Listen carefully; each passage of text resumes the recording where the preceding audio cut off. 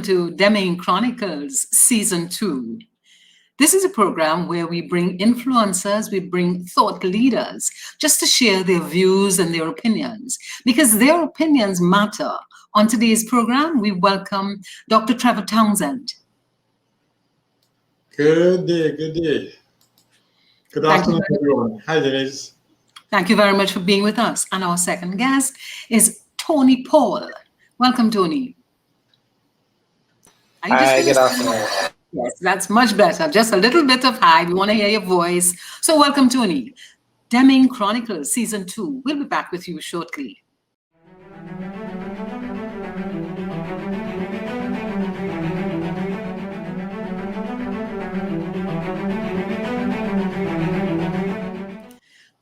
Welcome back to Deming Chronicles Season 2.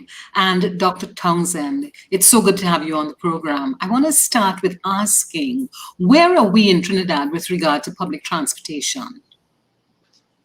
Well, Denise, that's an excellent question.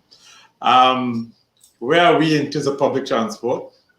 I sometimes consider public transport to be the outside child of the transportation system. Perhaps because our decision makers are not public transport users. But really and truly, public transport is not receiving the level of attention in terms of planning, management, and really organization that it should. And the consequence of which is what we see on the roads today. Tell me a little more about your opinion, your view of the consequences. I mean, because at the moment, what I see is a lot of cars and heavy traffic, and I see lack of productivity. So tell me, as a transport professional, what is it you see? Well, basically, you're quite right. What we see basically is people making choices in terms of how they want to get around. And based on what they have seen in terms of the public transport system, most people prefer to get around using their own private cars. And I mean, you've been doing some work at the university in terms of getting people's, we did a household travel survey. And we're doing some work in terms of trying to understand not only how they travel, but how they view the various alternatives that they might have had to however they chose to travel. And not surprisingly, but we are able to quantify it, how people view how private car users view the public transport system, how even the public transport users view the system. There are some high negatives in the context of convenience, safety, reliability, depending on which part of the system you're looking at.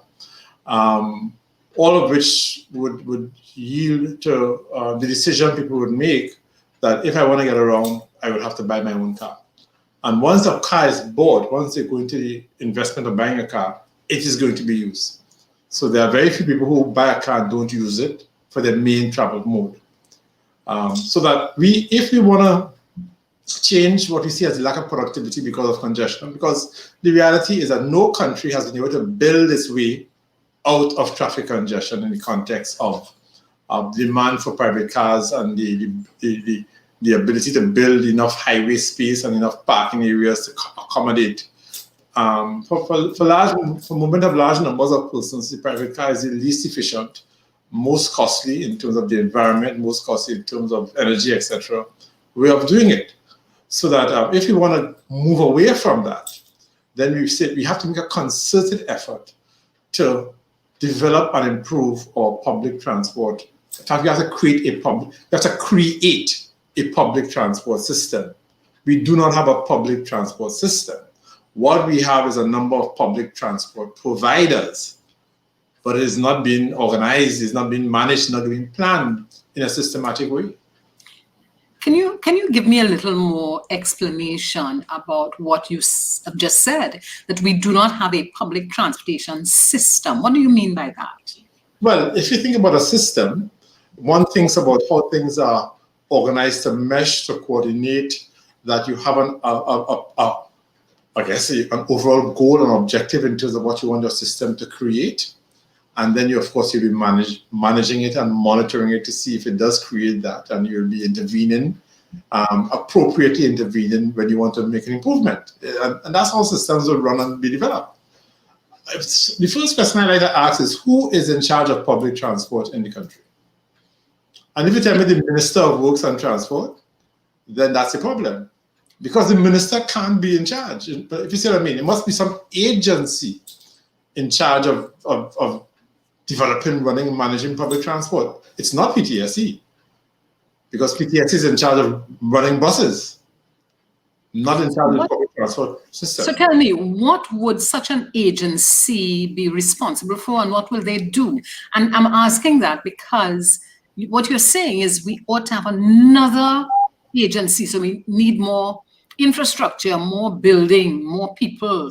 What would be their responsibilities? Sure, we need institutions that would provide the kind of organizing, management, and leadership are necessary. It does not mean that the operation of the public transport system has to be done by the government or by any means. But it does mean that, especially in a small island state like ourselves, 1.5 million people, that the vision in terms of what the transport system would look like, it is infrastructure. It is infrastructure in its nature, and it cannot be just left laissez-faire.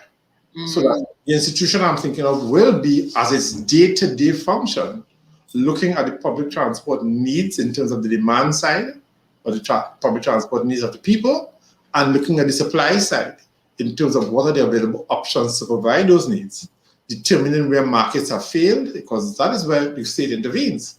The state intervenes where markets have failed. And the state can intervene in a number of different ways. A state can intervene by being a direct provider. A state could intervene by being a subsidizer of either the user or the producer. The state could intervene by being a regulator and passing laws and regulations. This seems to be the go-to position of the state. So you want to regulate pH. So we look at to regulate pH. But you have to figure out, well, why does the pH exist in the first place? What vacuum is it that they're supplying? And why does that vacuum exist? And how can that vacuum be best organized and developed? But Trevor, this country has had a history of making efforts. I mean, the priority bus route was an attempt to intervene. What is wrong with that? I mean, there have been many interventions, and there's nothing wrong with intervention. In fact, if you look at the East-West Corridor study, of which the priority bus route was a part, that is probably one of the more comprehensive interventions that we have seen. But that East-West Corridor study had a number of parts. There were highway improvements. There was the priority bus route. There was supposed to be improvements in PTSE.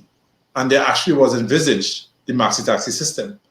Because when the East-West Corridor project was envisaged, they did envisage privately supplying minibus, what they call minibus operators on the priority bus route as well. So that was, somewhat comprehensive. But of course, even then, they didn't envisage or they did not articulate the need to have it organized in a particular way. Let me give you an example of what happens. If you want to go from Lopino to Port of Spain to go to work, you may be, and you don't have your own car, you'll be taking at least 2, and depending on where in Port of Spain you work, you may be taking 3 different public transport modes. There's no coordination between how one operates and the other operates. So basically you go from, let's say you take a PH or a taxi from close to where you are to the bus route. Then you wait for a bus or maxi taxi. You take it into Port of Spain. Then you wait for another bus or maxi taxi and take it to where. So you have at least 2 transfer points.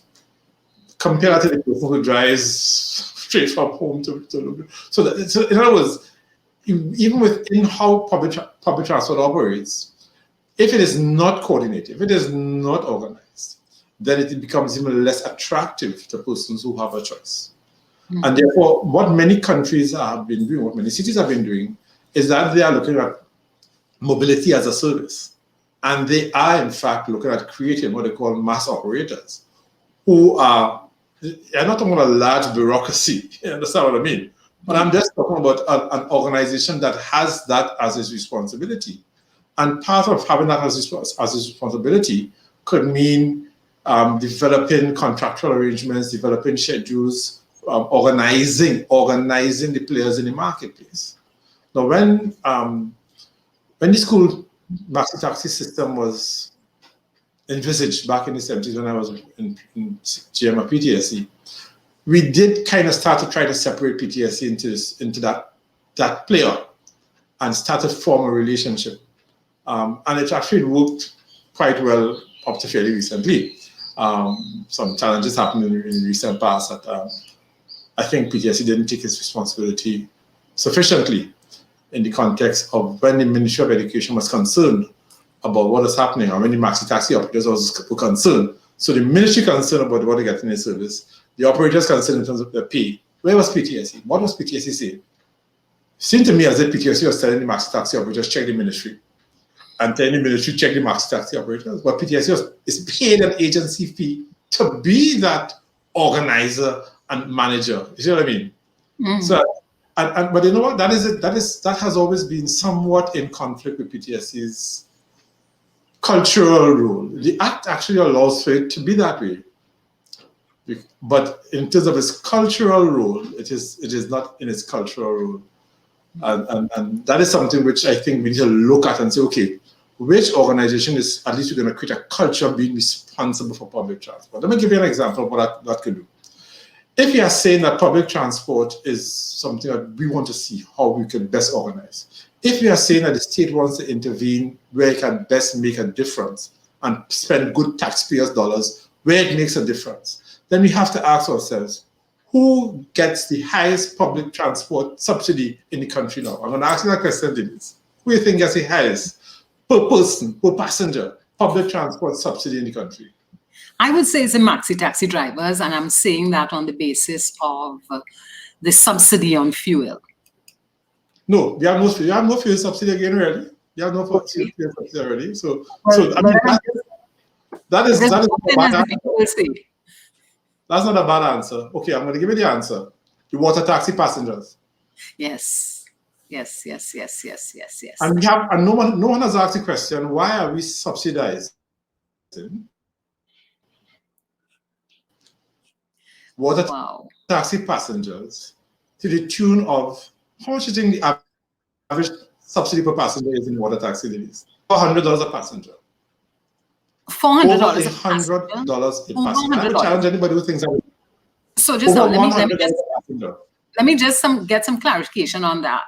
You're saying that for every person who uses the water taxis, there's a subsidy of more than $100. So in other words, the state is giving that person $100 a day or a use.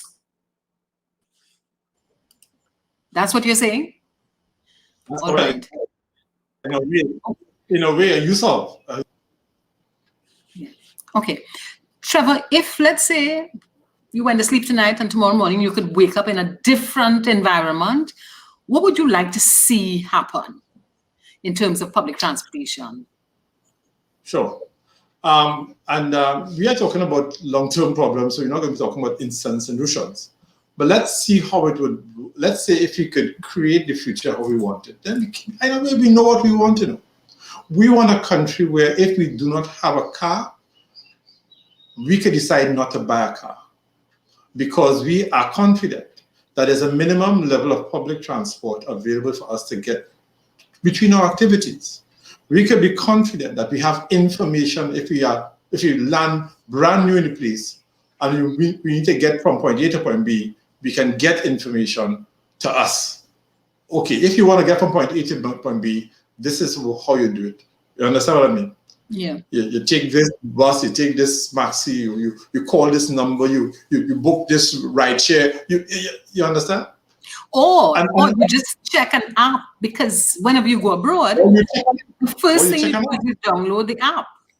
Yeah, sure. You check an app. So the technology is there. The ability to organize has never been easier. But you have to have the decision to organize, and you have to understand that it requires not a committee, not a project. It is part of the day-to-day management of a system. That's what I'm talking about.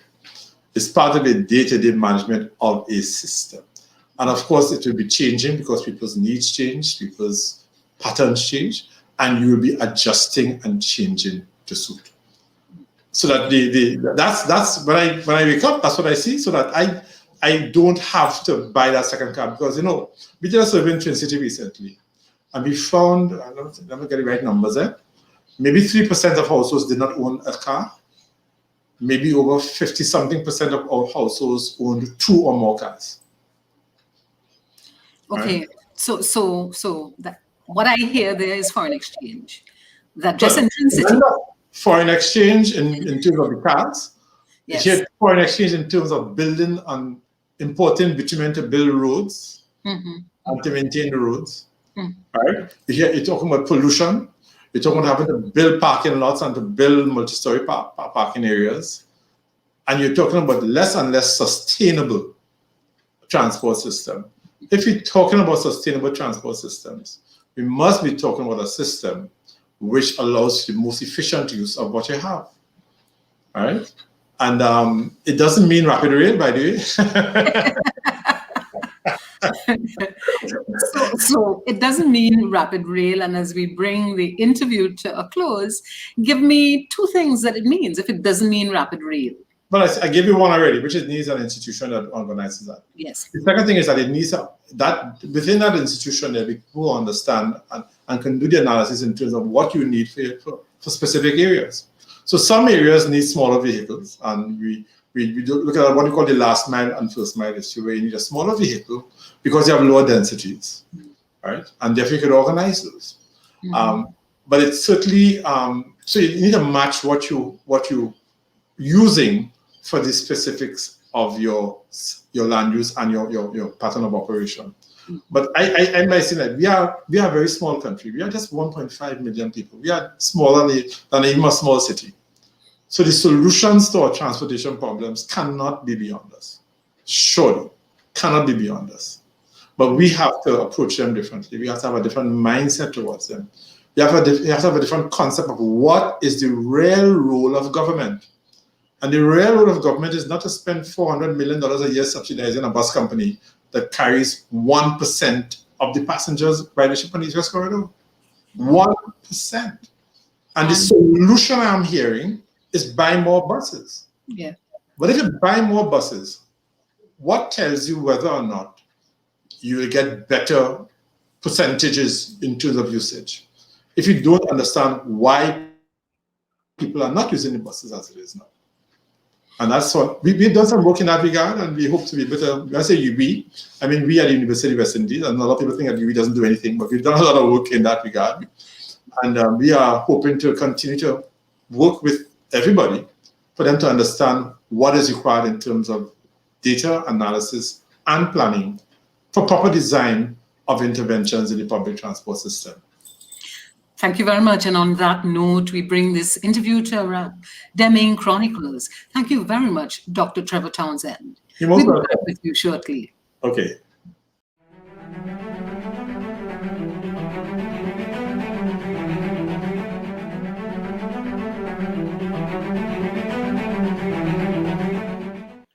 Welcome back, Deming Chronicles. And on this segment, we have Tony Paul.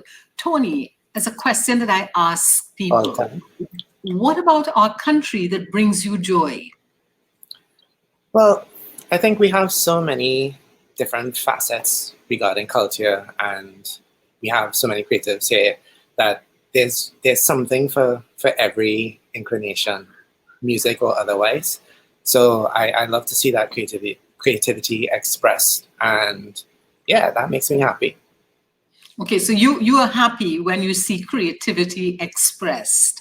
But we don't think that creativity is economically viable. What is your view on that? You have to spend money to make money. Yes. Right? So in terms of the support that the government has given over the past few years or decades or whatever, it's kind of been non-existent. And there's a cultural shift that needs to happen. And when I say that, I don't mean just from the public and people who consume entertainment, also from the entertainers and the musicians and the performers as well. Because I always draw the parallels. You look at other countries and other cultures, and their music or their entertainment it's not strictly for a season. It's all the time, year round, and then they export it. If we don't have belief in our own culture, it's difficult to push that to other places. So things have improved a lot. I remember growing up where after Carnival Tuesday, Ash Wednesday, can't hear Calypso on the radio because, but we are not a religious state. So there should have been, that shouldn't have happened in the first place, but it did. But now you can hear it a little bit more. People are taken to having performances throughout the year. Calypso History Month in October. So there's that attempt to move the music beyond just being for the season and for that time. There are lots of... What I see is an attempt to create a different kind of music. It may not be soca, but what I'm seeing, there are a couple of them who have millions of hits. Prince Swami is one of them. And I wonder if you have a comment on how is it they're able to get external eyeballs, but our soca isn't. Well, I've heard it repeated by other people, like famous people like Mr. Manzano. But I've had this view for a long time. If you've never played Mass, if you don't know what Carnival is, you have no relation to soca. Like for the most part, there are some soca artists that try to make their music more relatable and deal with themes that are just like universally like acceptable and parallel throughout wherever you come from, whatever culture. But with our music being so functional regarding, wine, jam, jump up in a party, if you don't know what that means and you haven't experienced it, it's hard to relate to it. You think of reggae. The reason why Bob Marley was so successful is that he spoke about themes that anybody could relate to. Once you get over the accent, you understand what's going on. So I think that's one of the cultural shifts that we need to do. Yes, have music for our celebration, but also it is a music. So express everyday thoughts and ideas. And there are a lot of artists, like I said, that have been doing that a bit more. It's funny that I'm more of an instrumental performer than, but I think about these things because I'm involved in music and education. So, can you just share with us what is your involvement with music? Okay, so I'm a saxophone player. I play all the woodwinds. I've been involved with, I guess, jazz for a long part of my life. I studied in the UK and did an undergrad in jazz studies. And then I came back home and started teaching at the University of Trinidad and Tobago at the Academy for Performing Arts. And I also did my master's in music education. So I work with a lot of young instrumental performers and occasionally some vocalists who their main genre may not be our main go-to, which is soca. But I try to encourage them to see themselves as a musician that is flexible and can do whatever needs to be done music-wise, as long as they can sleep at night, obviously, because some things require less or more from you. So I think there's a balance with creatives in terms of creating for the fulfillment that you get from it, as well as creating to be able to earn an income. So it's always trying to find that balance. So that's what I do. If you had to dream about a future for, let's say, the non-soca artists, both the instrumentalists and the vocalists, what would that future look like? Where would they perform? What would they be performing? What would they be creating? Well, I think I was mentioning earlier a cultural shift. I think musicians and performers need to take their craft as seriously as they can and not limit themselves by their situation. I also think that the public needs to, because we love entertainment. Trinidadians love entertainment, but they don't necessarily love entertainment outside of when they're being entertained. So I think in an ideal situation, there'd be respect for artists, and there's always a little anecdote where people will spend thousands of dollars on decorations and balloons and everything like that. But then when you come to performance, it's like, okay, well, we'll provide lunch. and Tony, that is an angst that I have as someone who has been involved in event planning and so on, that oftentimes we do not see the value in paying the artists. But if we wanted to go to a lawyer, we wouldn't even think of not going to a lawyer, or we wouldn't think of going to a lawyer and saying, can I get a bly? Exactly. You would pay the lawyer. So tell me, what is your advice to a young person who is a creative? Is it something they should just get a serious career first and then do their creativity? No, I think there's creation at different levels, and there are people who are hobbyists, people who are in it, and this is their lifeblood. Whatever stage you're at, do it. But I'd say do it to the best of your ability. Do your research. Make sure that you surround yourself with people who are supportive, who can get information for you so that you can be guided properly. I think always make sure that you take yourself seriously. As much as being a creative is fun and it's interesting or whatnot, you still need to take yourself seriously. So when someone approaches you with the story that I told earlier, then you have to find a way to say, no, I'm not just going to do it because I love playing music.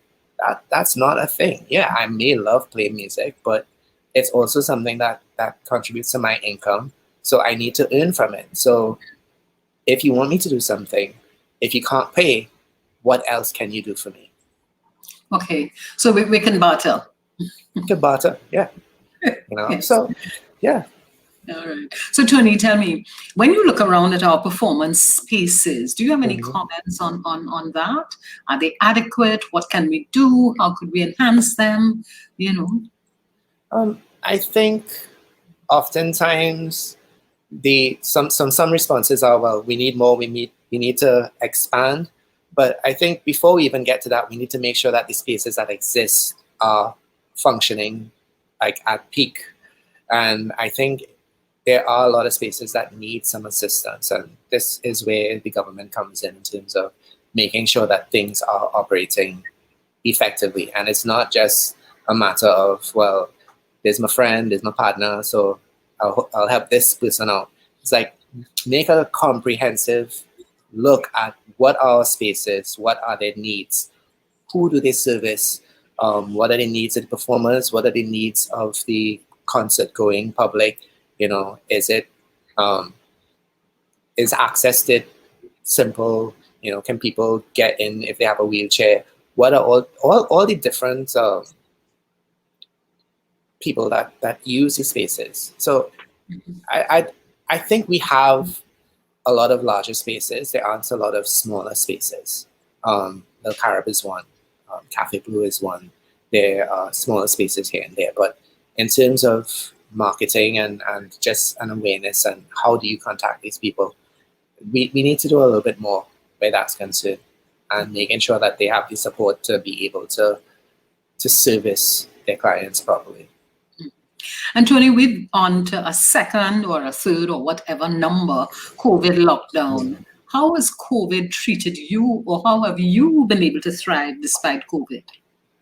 Well, I think performers are feeling it very, very hard, especially with the back and forth where we can perform or maybe we can't. Can we perform? Because that's like a huge part of performance. Part of performance is the practicing and the getting ready, and then the other half, well, more than half, like a large part of your existence is performing for people and sharing your craft. So for the entire pandemic, I think it's been difficult not being on a stage. I've been fortunate. I had 1 or 2 events that I was able to play at. But for me, I think it was really a good time to figure out what works for me as a musician, what works for me as an artist, and try to refresh some skills and make sure that when things even out, when I go back out, it's not that I've wasted away in the whole lockdown or the pandemic. So I actually took lessons from an international saxophone player, and I've been practicing. I even bought a DJ turntable to, for my own enjoyment. But yeah, it's just like trying to find ways to improve skills and keep sanity, I think. Yeah. And as we bring this interview to a close, Tony, what's your dream for Tony Paul in the future? Well, I think more than anything else, when people hear the name, they associate me with, professionalism, good quality music, someone who is approachable and, willing to share. And yeah, just playing more and making the best music that I can make. And when can we look forward to seeing you, experiencing you on stage again? Well, that depends on the next 3 weeks, but I think it's a matter of like just following people's social media. So I'm at Tony Paul Music on the various platforms, so you can find me there. I have like snippets of different performances up on my social media. But yeah, I think once things settle out, performances will be back on, and I'm actually working towards doing a first album, hopefully sometime later this year. Okay. So, yeah. Thank you very much. And on that note, following Tony Paul at Tony Paul on all the social media channels, and looking forward to an album from Tony Paul, someone who's a performer as well as a teacher. He's a coach, he's a mentor. He's helping young people to find themselves in the area of music. Deming Chronicles, Season 2.